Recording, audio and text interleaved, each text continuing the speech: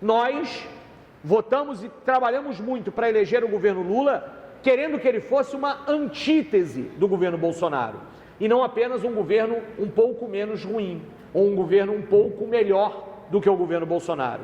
Nossa intenção e nossa pressão lá em Brasília segue sendo para que ele seja a antítese, o contrário do que foi o bolsonarismo. Mas é preciso que tenha muito mais do que isso.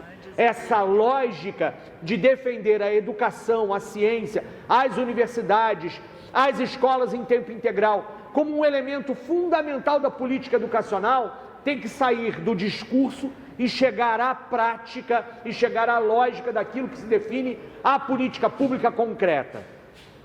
E a política pública concreta, nós sabemos, diz respeito ao orçamento. Nós queremos que o governo Lula seja antítese do Bolsonaro também na recomposição orçamentária das universidades e dos institutos federais, para que as políticas públicas de permanência, para que as políticas públicas de melhoria das condições de trabalho e das condições de ensino de cada estudante e de cada servidor sejam muito melhores do que são.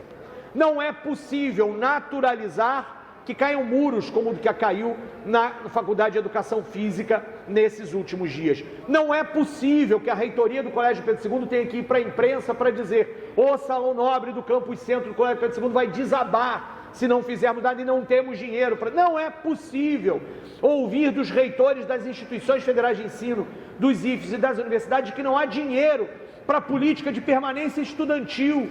A gente diz isso, não foi há uma semana atrás, não foi quando as greves começaram a ser decretadas. Muito se tentou avançar nesse tipo de situação antes que as greves tivessem que ser decretadas, e nós acompanhamos esse debate lá em Brasília.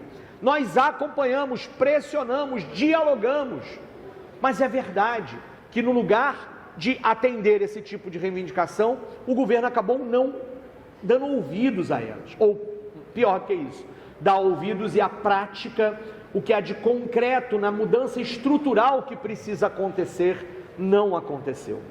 São anos de desestruturação na carreira, são anos de perdas salariais. Nós temos, e eu me lembro de fazer greve no Colégio Pedro II, já ouvindo isso, de que os técnicos administrativos tinham das piores carreiras do Serviço Público Federal. O normal hoje é que um técnico entre na rede federal e já pense em fazer outro concurso e saia, porque vai em busca de outra carreira e de outro salário.